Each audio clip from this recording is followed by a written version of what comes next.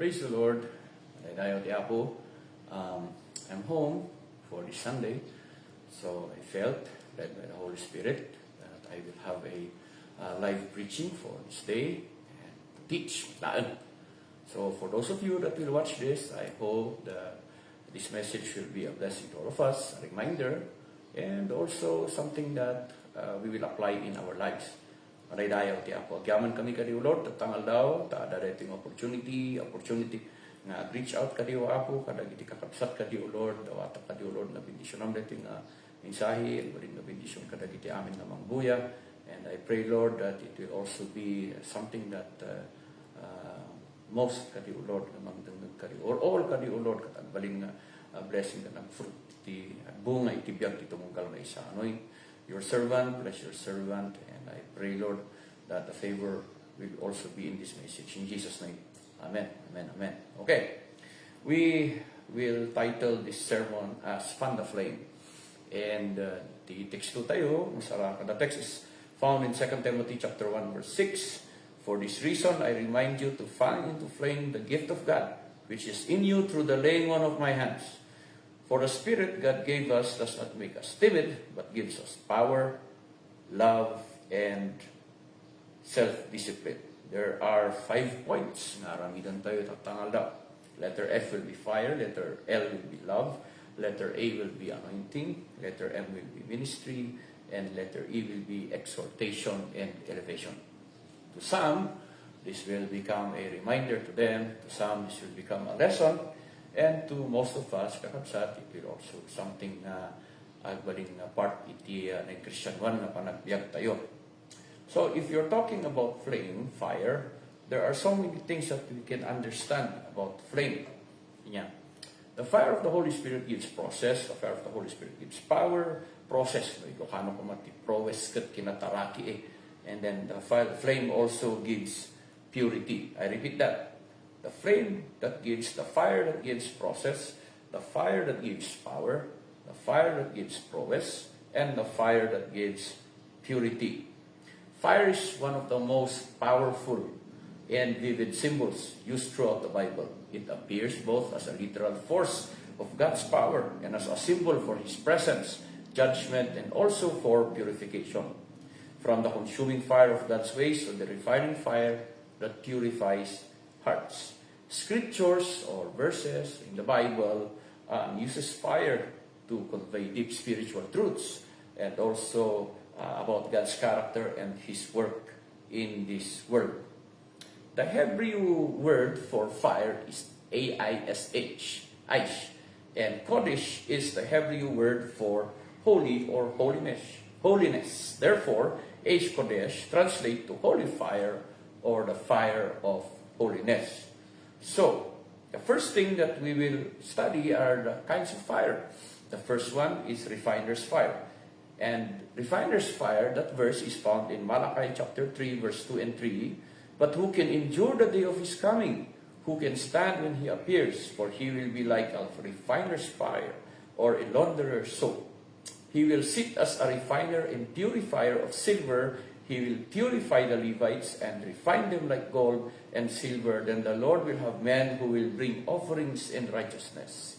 It's talking about the coming of the Lord. It's talking about the panagumay, the literal coming of the Lord and the spiritual coming of revival in the churches. It will be that the fire symbolizes a refiner's fire, that God will refine people on Ghana, apan tayo, katagbalik tayo, umay tayo, tikinalintad.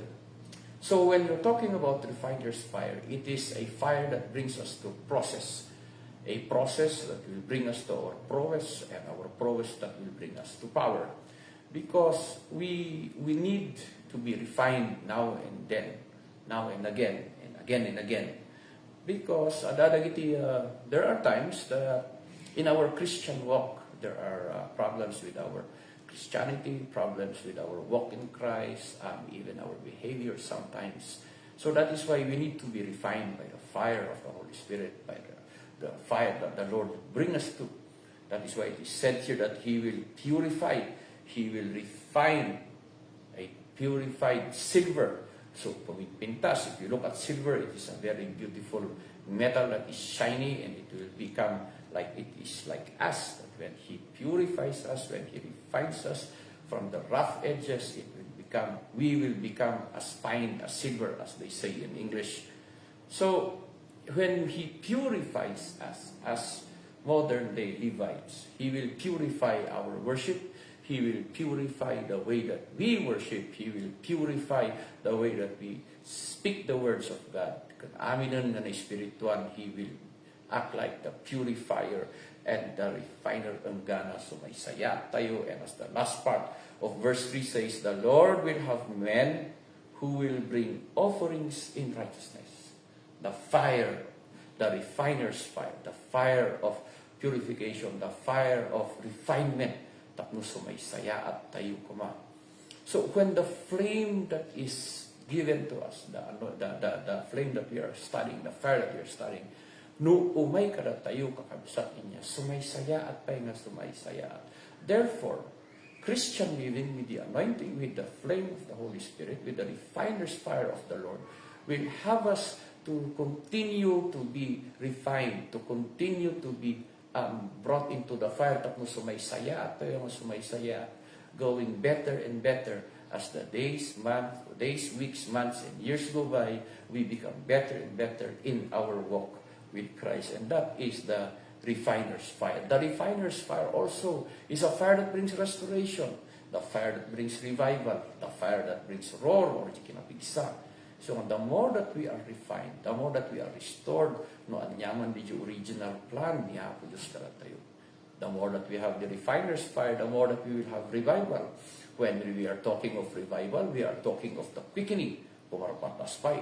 Revival is not just only reviving people from near death or whatever, but revival also means quickening or panangpapardas, ti panagserbi tayo.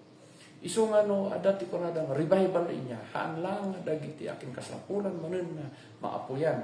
Ure dagiti agserserbi kasapulan, tayo mat lang amin ti revival. Tapno bumilbilog ko mga ti kasta tayo nagserbi, kung pumigpigsa ti ikasta tayo nagserbi kiniya po Diyos. That is revival. Revival is strengthening, revival is quickening, revival is letting us go forward in the name of the Lord Jesus Christ, more and more. Ay, ko na karod, roar, adati bilog tayo, napigsati pa nagdayaw tayo kiniya po Diyos. That is what the refiner's fire means. There are other explanations of the refiner's fire, but I will state that the refiner's fire also is about restoration, about revival, and about roaring, about strength, about quickening, about panangparpardas. Iti managserbi tayo kiniya po Diyos, madaydayaw iti ako. And then, we'll have the number 2 kinds of fire. It's the consuming fire. The consuming fire has 3 points. It prepares us for our journey. It gives judgment to our job. And it makes us do ministry with joy. So, apay nga prepares you for the journey.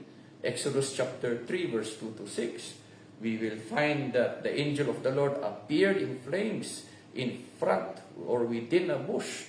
And then nakita ni Moses kat kunana, I will turn aside and see this great sight. So when we talk about consuming fire, nakita na gamin di kayo, the bush was burning but it wasn't consumed.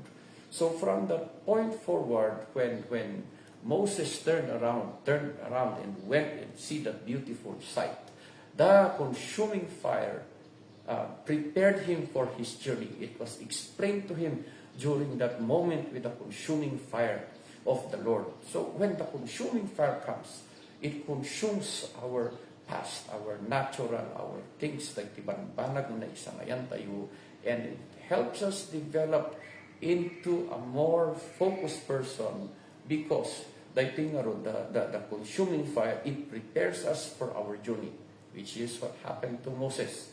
When he turned around and saw that great sight, the Lord talked to him, the Lord commanded him and told him his responsibility.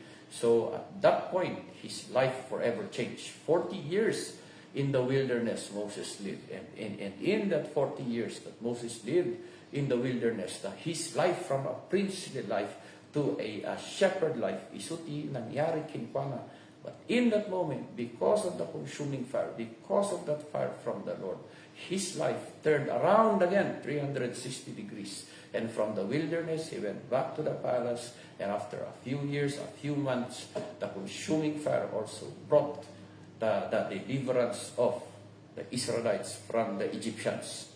Now, why gives judgment to your job? Hebrews chapter 12, verse 28, it says here, therefore, since we are receiving a kingdom that cannot be shaken, let us be thankful and so worship God acceptably with reverence and awe, for our God is a consuming fire. It means it gives judgment. So when we know that we are receiving a kingdom, we know that we will go to heaven. We know that the Lord is going to bring us home. So let us be thankful and let us worship Him with reverence and awe, with holiness and awe, with all of our lives. Because when the consuming fire comes to us, it will help us with our job. Meaning, gamin no, may apoy karantayo kat makonsume. It consumes, that fire consumes everything that we have had before, everything that we need to be consumed of, everything that needs to be delivered out of us. Because 1 Corinthians chapter 3, verse 13, it says, their work will be shown for what it is, because the day will bring it to light. It will be revealed with fire, and the fire will test the quality of each person's work. Some say it's the fire of trial. I say it's the fire, the consuming fire. Because when the consuming fire comes and cleanses and burns out everything that is not of the Lord, then our work will be known because of the consuming fire. Why? Because everything will be shown, and then our work will be shown to be of God, to the will of God, the work of God, and the word of God is in us. Therefore, no medyo consuming fire, kakatsat na consume amin dagiti masakol ng malinisan. As I said, the refiner's fire. As I said, the consuming fire. It consumes what needs to be consumed. And after that, the quality of our work will be shown. Why? Because everything that needs to be consumed is consumed. We are worshiping God in spirit and in truth because we are thankful and we accept Him, we worship Him acceptedly with reverence. Aday ti kinasanto ti panagdayaw tayo. Aday ti panakasdao ti panagdayaw tayo kung panagrukbab tayo kini Apo Diyos. Our God is a consuming fire. He consumes everything that needs to be consumed. He consumes those that needs to be removed, so that when the work will be shown, people will see that it is of the Lord, because nalinisan niya tayo, nalinisan niya dapat na malinisan. We have been refined, and now everything that needs to be consumed is consumed. Maraydayaw iti Apo. And the third is, it makes our ministry with joy. 2 Kings chapter 1, verse 10 to 14. We will find here that Elijah responded to the captain, if I am of the Lord, may fire consume. Kung nakiti ijay, aksipot ta, niyaragsak ni Elijah nga trabaho para kani Apo Diyos. And all of a sudden, there's people, they were sent by the king. They were sent by the king to get him. But the first 250s, they were consumed by the fire because anda nga rinispito, iti anak, iti Apo. Iso nga tayo magserserbi kani Apo Diyos. Let us learn to be joyful. Let us learn to be happy in our service, because if we are in the Lord will justify, always justify His righteous. And then the last captain, the third captain of another 50 came. And because he saw what happened to the past, and he knew that Elijah was a man of God with the consuming fire of the Holy Spirit, he respected him, and he said, oh, kunanalito'y man of God. He respected Elijah, and he was spared. You see, if people respect the man of God, if people respect the woman of God, the blessings of the Lord will come. The first two captains did not respect the man of God, but the third captain respected the man of God. That is why the consuming fire, it brings us the joy of our serving, because we know who we are serving, and because we know that people will give their proper respects to us as men and women of God. Iso nga, Antayo nga anusan ti panagserbi, no di katragragsakan tayo ti panagserbi, maraydayaw iti Apo. So nga, let us serve the Lord in spirit and in truth. Amen? Because that is how we will be joyful. Antayo nga anusan, ragragsakan tayo, taamu tayo, nga ni Apo Diyos, ang dati jay consuming fire na matlaan na mag-ikalimtagan, kadag iti adipan na maraydayaw iti Apo. Amen. So maraydayaw iti Apo, makita tayo dito that there are the three. We have the refiner's fire, we have the consuming fire, and then the third one will be the tongues of fire. When we are talking of the tongues of fire, we go to Acts chapter 2. And it says in verse 3, they saw what seemed to be tongues of fire that separated and came to rest on each of them. If we are talking of tongues of fire, ma-realize tayo kakabsat that not everyone, when I was studying this, I came to see that when we were talking of the tongues of fire, like the tongues of fire, not everyone has the same measurement of tongues. That is why the fire that will come to us is not of the same measurement upon each and every one. Because as the word of the Lord says, He will give you the measurement of your fire accordingly. Maraydayaw iti Apo. So, when it says measurement, it also means that we will have also the tongues of fire means you are going to be mentored and you are also going to mentor. So when the fire comes to you, symbolizing the Holy Spirit, you can be taught and you can also teach. That is the tongues of fire. Okay. Now, Luke chapter 12, we will find in verse 47, 48, and 49. Okay, it says here, the servant who knows the master's will and does not get ready or does not do what the master wants will be beaten with many blows. But the one who does not know and does things deserving punishment will be beaten with a few blows. From everyone who has been given much, much will be demanded, and from the one who has been entrusted with much, much more will be asked. I have come to bring fire on the earth, and how I wish it were already kindled. So when we are talking of the tongues of fire, we are talking also of the measurement. When we are given much, much is required. So what is given, we are also required of what it is given. So when the anointing comes, when the blessing comes, when the fire comes, we are endowed with the responsibility ng masapol nga aramidon tayo agsipod ta adda iti ma-demand kada tayo. Okay? When we are given something, the Lord wants an accounting and accountability with what He gives. If He gives us responsibility, we have to have an accountability in it. That is why the tongues of fire also will maybe inayon ko that accountability. When the tongues of fire, the fire of the Holy Spirit symbolized by the tongues of fire, no umaikat, we have an accountability. We are accountable with every gift, with every responsibility, with everything that the Lord gives. We are accountable for all of this. That is letter F. That is fire. So if we are talking of letter L from the word flame, we are talking also of love.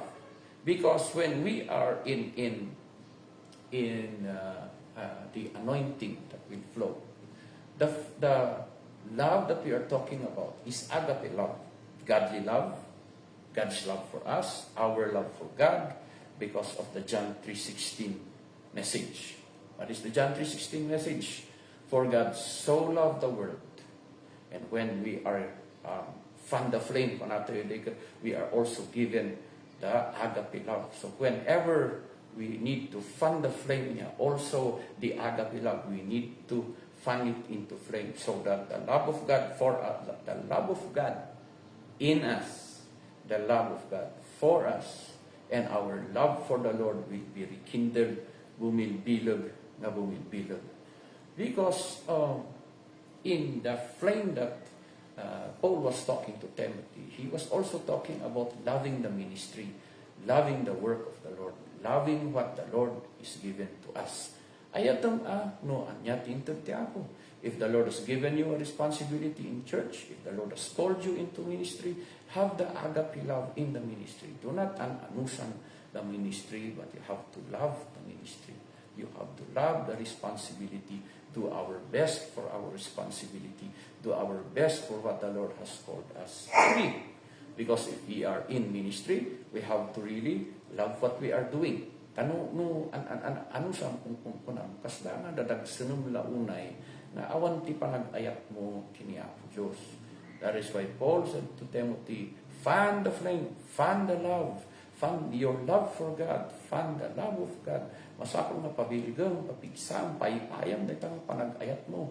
Nga aga pilab takno, maayat mo tag-iti, araramidam, maayat mo iti ministry. Amen? And then from the flame, we go to anointing. When we are talking of anointing, Paul said to Timothy, fan the flame, fan the anointing. What is that? God's manifesting power, God's presence, God's glory in us. We have to fan it out. Okay, go back to Isaiah chapter 61, and then we will read there that the Spirit of the Lord is upon me because the Lord has anointed me. There, fan the flame, fan the anointing, papigsam the anointing mo nga, ag i-proclaim. Mang ikasaba, mang ikararag, mang itumulong tapno aday ti manliliber, tumulong tapno dagiti aday ti kasikmutan, katapan da iti lawag. Fan the flame of your anointing, fan the flame of the Holy Spirit in you, fan the flame of your love, fan the flame of your anointing to work, anointing to go, to proclaim. If you look at Isaiah 61, it says here, to proclaim, to bind up broken-hearted, to proclaim freedom, to proclaim the year of the Lord. Speak, speak, speak. That is why Paul was encouraging Timothy, speak, speak out, speak the Lord's anointing, speak the Lord. No, anya dyan kabil niya po, just isaong, ibalikas mo, ang kamagbain, ibagam, ikasabam, ikararag mo, ikantam. No, term ko naman na dumakot, ibanat mo mapirmi. Kasi dyan ko nga, iti may isa ka term na mausar. May isutimbagan ni Paul kini Timothy, fan the flame, fan the anointing, papigsaan, babaan ti panang aramat mo, panang aramid mo, iti pagayatan, iti Apo, pang ited mo, kadag iti, kaada ti kasapulan da, kunana yung verse 3, provide for those that grieve, and bestow upon them, dagiti marmaldaanan niya, apan mo tulungan, isudat at mabirukan da, iti rabu, kanaragsak ni Kristo, kadakwada, madaydayaw, iti Apo, takunana dito'y, the oil of joy and the garment of praise. So we have to fan the flame. Tapno apan tayo ipan iti mensahe niya Apo Diyos tirago kan naragsak. Dijay kinalintag, dijay panagdayaw, dijay na kinaragsak. Misa nga bungat Espiritu Santo nga joy. We should always be joyful in what we are doing for the Lord. Madaydayaw iti Apo. And we will be called oaks of righteousness na bilog, ti kinalintag tayo. Saan na nalaka nga madadaal, ta na bilog nga ron. Madaydayaw iti Apo. So when you are talking of anointing, you are talking of God's manifesting power. Makikita ti ebidensya. God's manifesting presence. Makikita da ni Apo Diyos karatayo. God's manifesting glory. Our physical body, our face, our everything is a living testimony of the glory of God that is in us, with us, and upon us. Fan the flame, letter A. We have to fan the anointing, papigsaan, worship, word, basa ti sa ti Apo, ag daydayaw ka iti Apo, ag rekbab tayo iti sangwanan ni Apo Diyos. Fan the flame, i-apply tayo DJ, ag kararag tayo, apan tayo tumulong, ag ayap tayo, ti kasapulan da, iti panag-ayap ni Apo Diyos. We bring the love of God to people that needs the love of God. So when we are talking of fanning the flame, fan the flame of the fire of the Holy Spirit. Fan the flame of the love that we have for God, and the love of God in us, and the love that we have for others. And then, fan the flame, the anointing that is in us. Paypayang pagbiligam ti anointing niya po Diyos. Karon na dati nang ipatay ti ima daking kakaspunan ng arog ni Paul nga, by the laying on of my hands that are upon you, na inawat mo dyan na ideklarakin ka, pabiligam dyan na ikararakin ka po ni Paul kani Timothy madaydayaw iti Apo. Wow! You see, if we are really in serving the Lord. We fan the fire, we fan the love, papigsahan tayo ti anointing. And letter M, papigsahan ti ministry, panagservin iti Apo. You see, ministry, the other term that we are used for ministry is serving God. Servanthood, servitude, di panagservin kini Apo Diyos. So nga kuna na Matthew chapter 28 verse 19 to 20, go and make disciples of all nations. It says here, baptizing them in the name of the Father and of the Son and of the Holy Spirit, and teaching them to obey everything I have commanded you. And surely I am with you to the very end of the age. So ministry is that we will go, make disciples. But also it's saying in verse 20, teach them also. How do we teach people? By what they see. How do we teach people? But by what they hear. How do we teach people? But by what we speak unto them. So, if we are really in ministry, this is one thing that we should remember. We should make disciples of the Lord. We should baptize them in the name of the Father, Son, and the Holy Spirit, and teach them.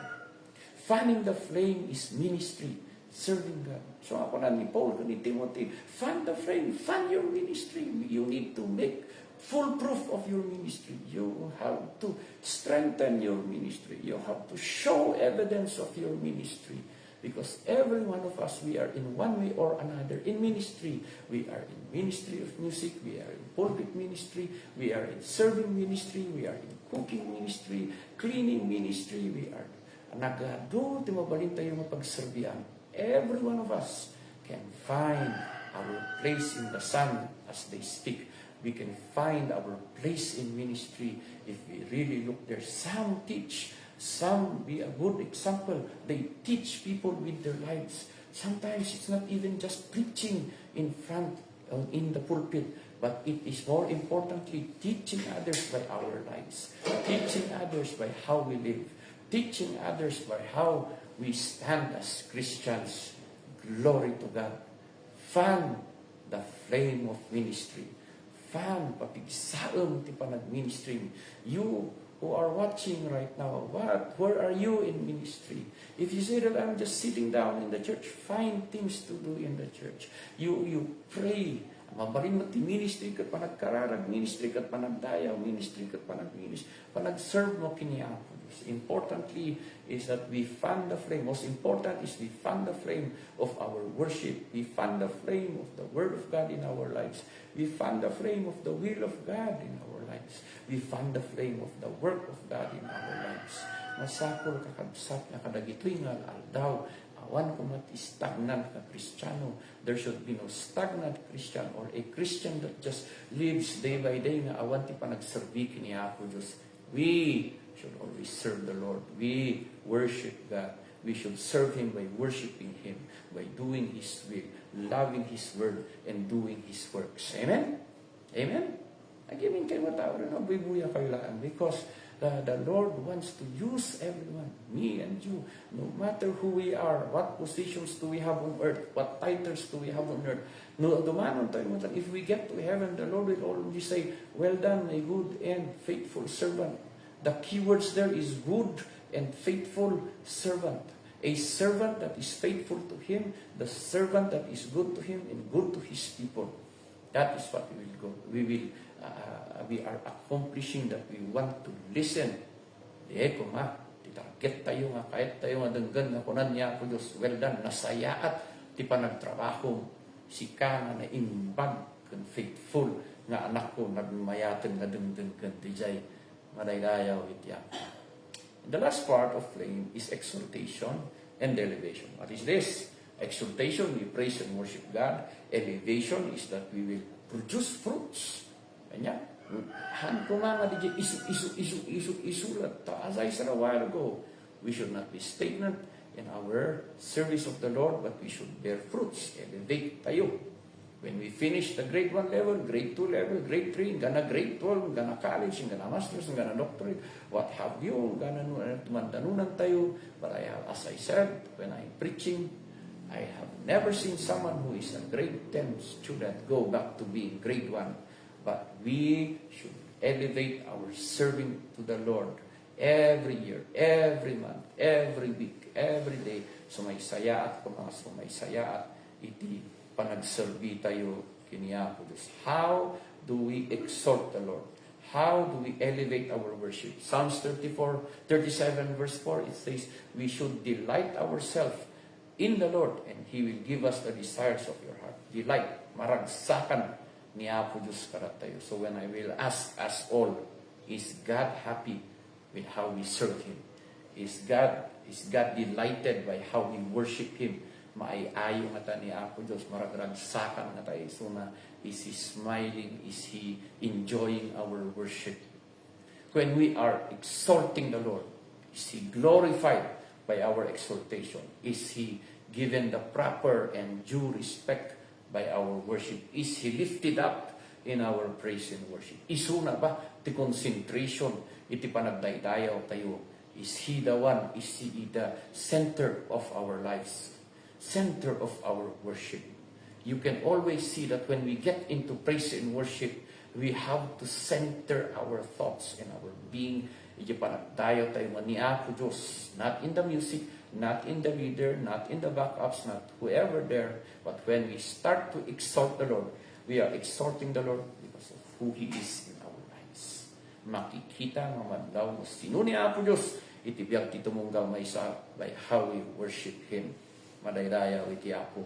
And then, Psalms 145 verse 1, I will exalt you, my God the King. There is an address. Oh, idaydayaw na ka, sika nga Diyos ko kan arik.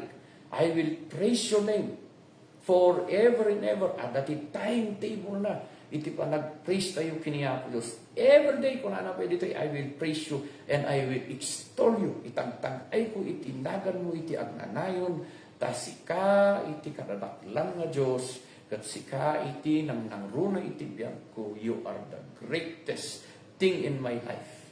And ti kinadakkel mo iti biyag ko, han nga maruhod. Maraydayaw iti ako. We cannot measure the greatness and the goodness of God in our life. The English term that was used here is fathom. We cannot measure. Ano mga marukod no kas ano ti kaunag na. Ano mga marukod no kas ano ti kadakkel na kabilag na dayta nga panagayat na. Isu nga Psalms 145 verse 1 says, let us exalt the Lord forever and ever. That is how we are going to exalt the Lord. Amen. And when we are going to be elevated, Matthew chapter 27 verse 19 to 20 says, every tree that does not bear good fruit is cut down and thrown into the fire. Because by our fruits, you will know them. Be fruitful, kakabsat. Agbunga ti panagserbi. Agbunga ti panagdayaw tayo. Agbunga ti panagkararag tayo. Because when it bears fruit, it means to say there is life that comes out of our worship. There is life that comes out of our prayer. There is life that comes out of our serving. Because when we serve, when I say life, ada iti may salakan, ada iti may restore, ada iti ma-revive, ada iti sumaysaya, iti biyak na, babuan ti panagkararag tayo, babuan ti panagdayaw tayo, sumaysaya tayo, may elevate tayo, babuan mo iti panagservim, kini ako Diyos. There is a fruit because people are looking at us, and the fruits are souls. Fruits are people. Fruits are those that are changed by the life of God. That is why we are being elevated into our service, because we are gaining fruits. Even as I said a while ago, in ministry, even if you are not, if you're standing at the back of the pulpit, if you are serving God and teaching people to love Him, and many people will follow by your teaching, by your example, that is already your bearing of fruit and the elevation of your serving.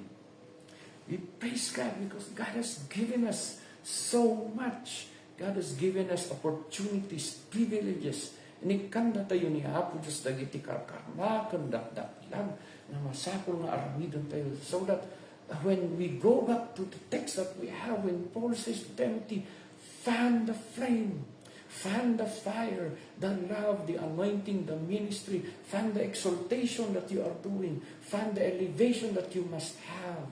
Kanayon, gapo tayo, ada nang inkararag ko sika, inpatay ko dahito imak ko sika, Timothy, ka inkararagan ka. Iso nga papigsaon di dyan na ideklara, papigsaon dyan na ikararag kin ka.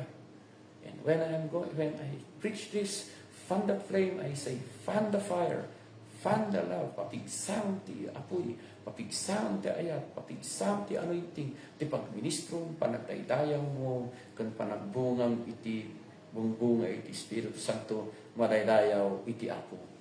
You have to receive now the impartation from Paul to Timothy when he says, fan the flame by the laying on of my hands.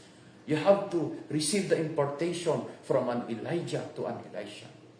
Some of you are busy with something else, like what Elijah was doing. But when Elijah was told by the Lord, anoint Elisha, Elijah threw his mantle, and bagana nga sika, pinili na ka kung ana ni Elisha. This is your time and my time to elevate our serving. This is your time and my time to elevate our serving, to elevate our praying for people, to elevate dagiti banbanag na panagserbi tayo kiniapo Diyos karo di panang exhort tayo kinuha na ngato tayo kumad adupay nga oras panagkararag, panagdaydayaw, panagrukbab kaniapo Diyos, kan panagabanti ti panagserbi tayo kinuha na. Fan the flame, kakansan. If nobody has ever laid hands upon you and pray for you, you can pray with me, or you can just stretch your arms. Ikabil mo dito, screen ti cellphone mo, urin pas nakababain. But I will pray for you. And one time, there might be a physical pray over for you, but for this moment, just stretch out your hand. Believe, no, duglugan ka, igamam lang dito cellphone mo. No, ayan mo, just stretch out your hands towards the screen. And accept this prayer that I will have for you. Amen? Are you ready? Father in heaven, I pray. When Paul prayed for Timothy and said, the flame will come, the fire of the Holy Spirit, the love for God, the anointing, the ministry, the exhortation and elevation. Father, I speak also, whoever is watching, whoever is stretching, whoever is stretching their hands, whoever is believing that they will also accept that flame, accept the fire, accept the agape love, accept the anointing, accept the ministry, accept the exhortation, accept the elevation in their lives. In the name of Jesus, whoever will be watching this later after this live broadcast, I pray, Lord, that they will receive, because the anointing can transcend even through the screen. The anointing can transcend even if wherever they are, in another country, in another place in the Philippines. But Lord, your anointing can go all over the world, all over the place. So I speak the flame that will come upon each and everyone that will accept in the name of Jesus. And one day when I will pray for each of them in the flesh, Lord, that they will fan the flame that has been declared today. In Jesus' name, in Jesus' name, I speak the fire, I speak the love, I speak the anointing, I speak ministry, I speak exhortation and elevation in the name of Jesus. Receive it, receive it, receive it wherever you are, because the man of God declared it unto you, because the man of God proclaimed it unto you, so you can receive it wherever you are, madaydaya with Yapo. And when you fan it, a big sound, pasaysaya atom, iyabak man din. Saan tayo magsadsadot talaga ito? Dagiti tapan panawin that we should not be a weakling in our serving the Lord. Pabiligan tayo. These are moments that we need to be strong because warfare is every day. These are the moments that we need to speak life in everything that we do. Because life is needed. Nga masakon nga bumilog dagita nga biyak. Your life is needed. My life is needed. So we have to strengthen it. Strengthen the life that we have in Christ. Amen? So, my friends, this is a very powerful message to each and every one of you. And I believe someone already is feeling the anointing of the Lord. Uren mo, ayan mo, you are being anointed by the Lord right now. Even in your watching, the anointing of the Lord is upon you. So, my friends, watch this and are watching it and will be watching this. I speak life into your fire, into the love, into your anointing, into your ministry, into your exhortation, and the elevation in the name of Jesus. In the name of Jesus. Maraydayaw iti ako. This is my message for all of you today, for all of those that will watch the other times. Remember, fan the flame. Pabilgam iti apoy, pabilgam ti apoy, ti Espiritu Santo, pabilgam ti ayat, pabilgam ti panagayat, pabilgam ti anointing, pabilgam iti ministry, pabilgam iti panagdaydayaw mo, iti panagbungam, madaydayaw iti Apo. So my friends, I would appreciate it if you are going to have your own comments or feedbacks on this video, because I know that there is a testimony lurking somewhere in someone that is watching, and I would appreciate it if you will testify in the comment section, or you can direct message me. Amen? Madaydayaw iti Apo. This is my message for today. Receive it, accept it, and make it a part of your life. In Jesus' name, amen and amen. Madaydayaw iti Apo.